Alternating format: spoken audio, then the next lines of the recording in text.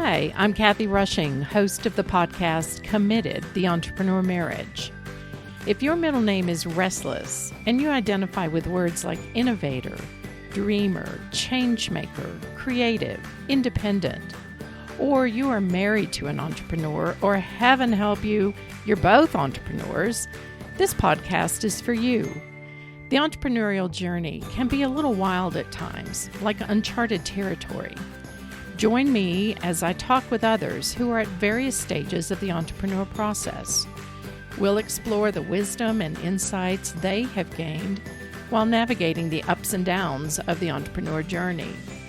You'll discover that there are many couples who have found ways to thrive in both their marriage and business.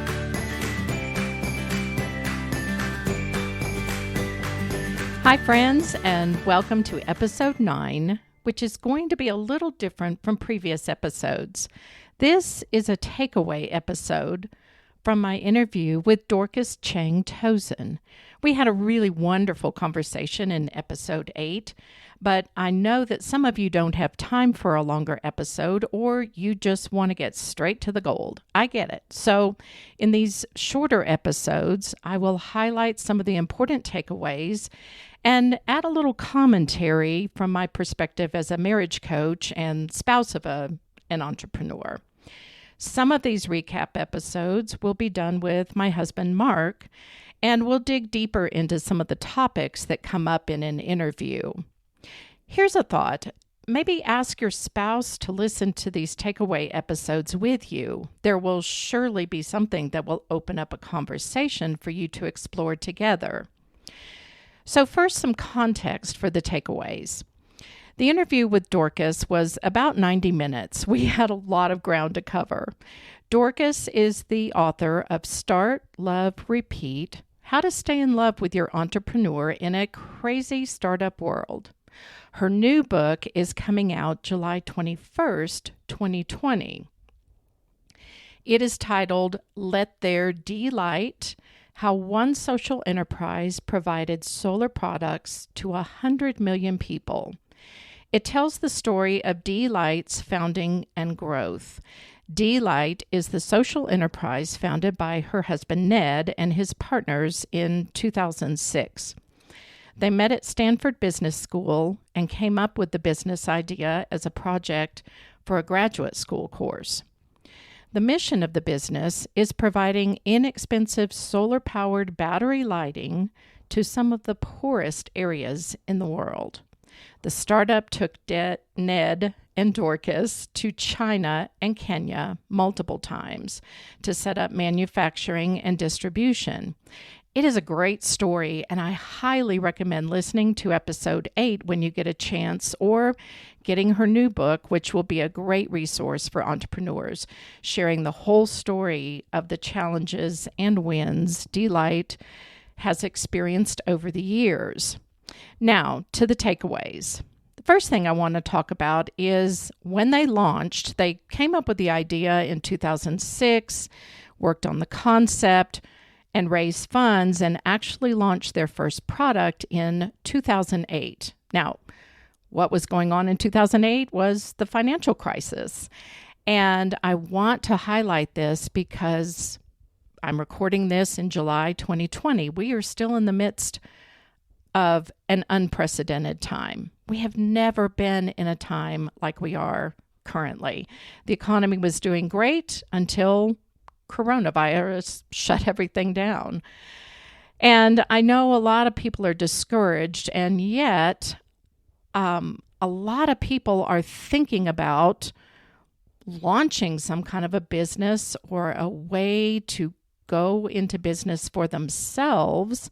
I have heard from many sources that there will be more entrepreneurs coming into the marketplace in the coming year or so. People are wanting to do something that they can do from home, even if it's only replacing their current income. But people also talk about this is not a time to launch a business. The economy is so hard.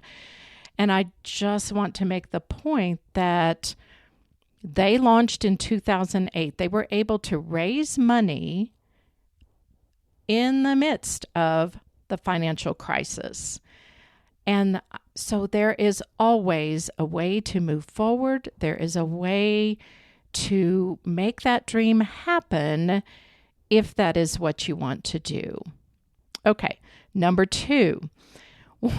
One of the things that Dorcas talked about in the interview, she refers to Ned as having, air quotes, symptoms of an entrepreneur, end air quotes. While he was in college, he was restless. He had trouble settling on a career choice. He started a job, but just didn't find any joy in it.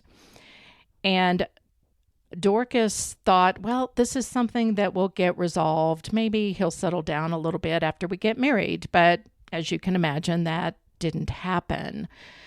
And I think for a lot of entrepreneurs, if they have not ever taken, say, a personality assessment or some kind of profile that helps them understand how they are wired, it becomes a source of frustration both for themselves and for those that love them, typically their spouse, because from the outside it just looks like they're wandering and they can't settle in.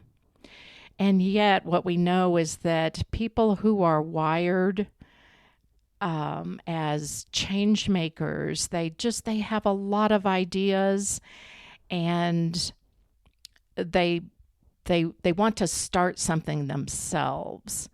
So I think we will do a follow-up episode at some point, because Ned and Dorcas, I think it was several years into the launching of their company, that they worked with a coach and did do some assessments, and it was very helpful for them to understand really how very different they are wired. So I feel like this is a really important thing for anyone that's considering starting a business, starting a venture, or if you've already started. Do not pass go. Do not stop until you find some kind of an assessment. And by the way, I do offer those.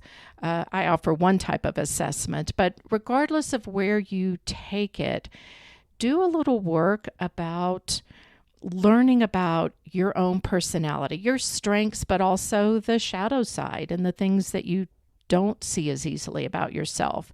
And to do that as a couple is so important and will give you a much bigger understanding of what you bring to a partnership together. All right, number 3. When Dorcas and Ned moved to China the first time, he was looking to set up manufacturing there. Dorcas had been working in the Bay Area, and obviously she wasn't able to continue that when they moved to China. So they resolved that she would work in the business for a while. And when Mark and I were talking about ideas and takeaways from this episode, he wondered if it helps the spouse with buy-in by working in the business at some point. Is it helpful for them to know the day-to-day workings, the challenges, the wins of the business? Mark and I have always talked a lot about our business. And there was a time when I did work in the business it wasn't a terribly long time. And it kind of became clear after a little while that wasn't a great place for me to be, because there were things that I wanted to change and I didn't really have the authority to do that. But I do have a very broad understanding of, I would say broad and deep understanding of the day-to-day running of our business. But there were times when I would say to Mark, I only hear your frustrations. It's like my filter was one where I I heard what was frustrating him, and I'm glad that he could come to me with those things. But there were times when I also had to ask, tell me something good. And then he would go into a long list of things that were going well in the company, but I just wasn't aware.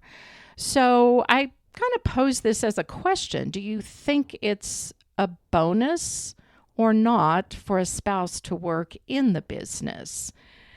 I know that many entrepreneurs will say that they feel very isolated if their spouse doesn't understand the business, doesn't understand what they're up against.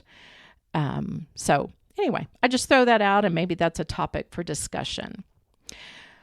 Okay, number 4, one of the things that Dorcas pointed out is they hit a really hard time when they were in China. She is Chinese American, grew up speaking a certain dialect, which is not what was spoken in the little town, Shenzhen, I think it was, and I'm probably not saying that right. But when they moved there, the locals would look at her like, you're Chinese, why can you not communicate with me? And she began to feel just so isolated, and she began to withdraw more. She also had some concerns about how much she could share these struggles with her friends and family back in the United States, for fear that conversations were monitored. So over time, she became depressed and anxious and really found it hard to function. And it got to a point where she felt like, Ned, you either have to choose me or the business. And that is a hard place for a couple to be. But her point in this was that when there are challenges, solutions are rarely black and white. And when she was able to share her concerns with Ned, and I'm sure that he saw that she was withdrawing and was having trouble functioning. So he came up with a creative solution, and it's what she called a grand romantic gesture, which was he basically rewrote their business plan so that they could open an office in Hong Kong, which was just across the border from where they are, but a very different setting for Dorcas. They were hesitant to share that with investors because they had concerns that they might question what are these extra expenses. But Ned knew that the health of his wife was at least as important, if not more important, than the business. If they had a successful business and they ended up losing their marriage or Dorcas's health, then what have they gained? So Ned is a very wise man. I just want to celebrate his wise decision in hearing the needs of his wife and acting on what she needed.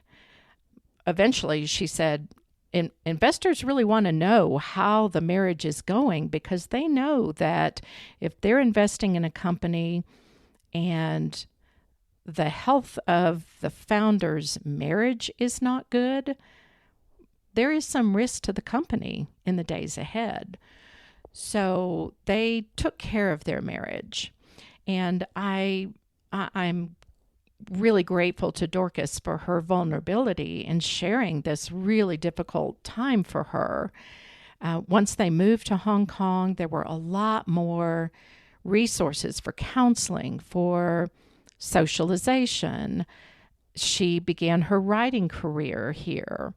And so there was a lot of good that came out of that. But it took her courage to say what she needed and Ned's attention to respond. And so this is what I want to say. If you are an entrepreneur and listening to this, ask your spouse periodically, how are you doing? What do you need? A lot of times entrepreneurs get so wrapped up in running or scaling the business that they don't stop to take in the needs of the people around them, their spouse or children. And sometimes they're running as hard as they can to keep the entrepreneur afloat and pick up pieces that need to be handled along the way.